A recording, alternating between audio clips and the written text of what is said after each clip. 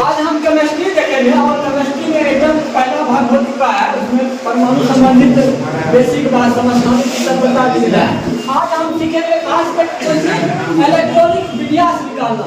जो इलेक्ट्रॉनिक विन्यास निकाला जाता है तो आप जानते हैं कि कोई भी परमाणु है, परमाणु के नाभिक में प्रोटॉन और न्यूट्रॉन रहते हैं और उसके चारों ओर जो कक्षा में चक्कर लगाते रहते हैं तो इलेक्ट्रॉन लगाते रहते हैं चक्कर। और इसी कक्षा को हम कौन सी कहते हैं कि एल एम एन नाम देते हैं। और इसी कक्षा में जो इलेक्ट्रॉन जो चक्कर लगाते रहता है परमाणु कक्षा में उसको क्या नाम दिया जाता है कि L M N O P करके इसको नाम दिया जाता है। और इसी कक्षा में कितना इलेक्ट्रॉन अधिकतम हो सकता है हुंड का नियम दिया था। क्या दिया है? हुंड का नियम दिया था कि किसी भी कक्षा में जो अधिकतम इलेक्ट्रॉन जो हो सकते हैं 2n² हो सकते हैं। ठीक है, कितना हो सकते हैं? 2n² हो सकते हैं। यानी के कक्षा में कितना इलेक्ट्रॉन हो सकता है तो 2 हो सकता है। एल कक्षा में 2 दूना 4 दूना 8 हो सकता है। तो एम कक्षा में 18 हो सकता है। ठीक है, और क्या होता है एम कक्षा में 32 हो सकता है। ये क्या हुआ किसी कक्षा में जो इलेक्ट्रॉन कक्षा में अधिक कर रहा है तो अगर अधिकतम इलेक्ट्रॉन की संख्या तो 2n² हो सकता है। क्या कहा है? हुंड ने कहा था। हुंड का बहुलता का नियम है।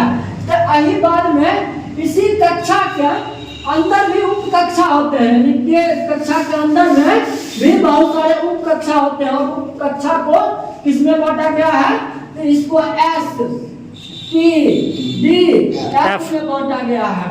ठीक है, और एस में हमेशा याद रखिएगा 2 गो और पी में 6 गो और डी में 10 गो और एफ में 14 गो रहता है। यानी हम के लिए एस और पी के लिए एस पी और डी के लिए एस पी डी और एफ के लिए एस पी के L M N S P D F. P इसका सबका सबसेल हो गया। के का सबसेल क्या गो? एगो। एल का सबसेल क्या गो? 2 गो। एस और पी। एम का सबसेल क्या गो? 3 गो। S P D F D. N का सबसेल 4 गो। S P D F. और इसमें कितना इलेक्ट्रॉन रह सकता है? 2 6 8 2 6 10 14 रह सकता है। ये सब इसीलिए इलेक्ट्रॉनिक विन्यास निकालने में इस सब का मदद होता है। अब क्या हुआ है तो अब देखिए तो एक अफवाह नामक एक विद्वान थे। उन्होंने इसको सजाने के लिए एक नियम दिया था। उसी को कहा गया है कौन सी अफवाहों का नियम दिया है। उन्होंने कहा कि कैसे इस सब इलेक्ट्रॉन को सजाया जाए।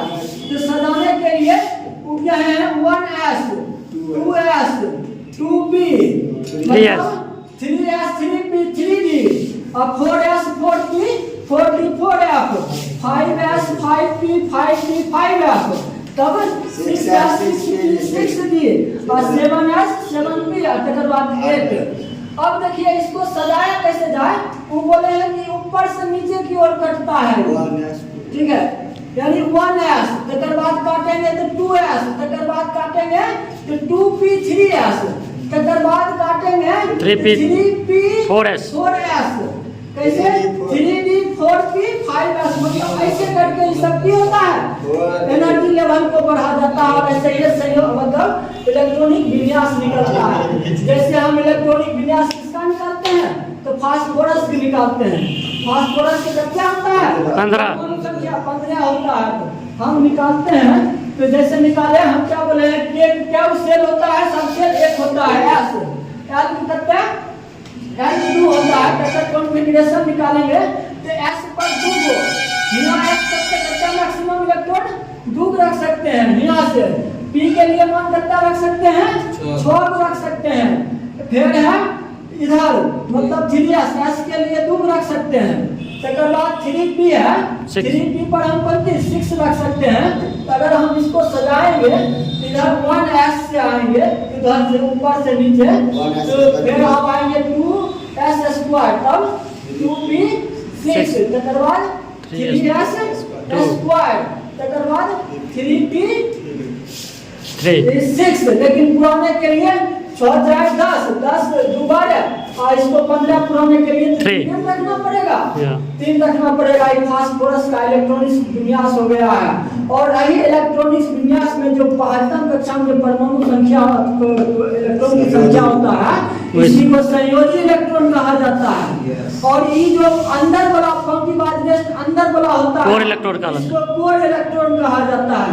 कोर इलेक्ट्रॉन कहा जाता है और इसको संयोजी इलेक्ट्रॉन कहा जाता है। और इसी से कौन सी निकलता है, इलेक्ट्रॉनिक कॉन्फिगरेशन निकाला जाता है। जैसे सोडियम के निकालना हो, सोडियम के कारण होता है Yes. 1s square 2s square, उसके बाद 2p6 और 3s1 है ना, 3s1 11 खुल गया है। इसका जो है संयोजी इलेक्ट्रॉन क्या हो, ये जो कौन हो गया है, अंदर वाला इलेक्ट्रॉन कोर इलेक्ट्रॉन हो गया है। यही संयोजी इलेक्ट्रॉन कैसे बनता है, वैलेंसी का निर्माण करता है। अगर वैलेंसी में आपको 5, 6, 7, 8 अंतिम में चल आए तो उसको कहा जाता है 8 से माइनस कर दिया जाता है इलेक्ट्रॉन को, ठीक है। तो उसका कौन सी निकल जाता है, वैलेंसी निकल जाता है, ठीक है। और एक और है, एक है न्यूजीलैंड का न्यूटन का अष्टक नियम है। तो न्यूटन का अष्टक नियम जो है, न्यूटन का अष्टक नियम बड़ा गजब का नियम है। इसमें कहा गया, इसको समझने के लिए, ऑक्टेट फुलफिल करने के लिए, मतलब कि ऐसा कोई परमाणु मतलब तत्व जो ऑक्टेट फुलफिल कर लेता है, ना तो रिएक्शन में भाग लेता है, ना वो किसी से रिएक्शन करता है, यानी वो क्रिया गैस के भांति व्यवहार करता है। और परियोगिक टेबल में बड़े 18 का जितना या शून्य तत्व परियोगिक टेबल के बड़े 18 में ये सब जो है वो सब पाए जाते हैं। जैसे आपको सोडियम क्लोराइड में देखना है, तो सोडियम हम की बोले हैं 2, 8, 1 होता है, क्लोरीन होता है 2, 8, 7 होता है। तो एकरा अथी के लिए अक्रिया गैस बनाने के लिए एकर बगल वाला अक्रिया गैस नियोन है, नियोन जो कि 10 होता है। ये मतलब क्या, इलेक्ट्रॉन त्याग देगा सोडियम, जो नियोन की भांति का व्यवहार करेगा, तो एक इलेक्ट्रॉन, यानी एक इलेक्ट्रॉन कितना दे देगा, क्लोरीन के दे देगा। और क्लोरीन होता है 17, और 17 जो क्लोरीन के बगल में अक्रिया गैस होता है आर्गन है 18 है।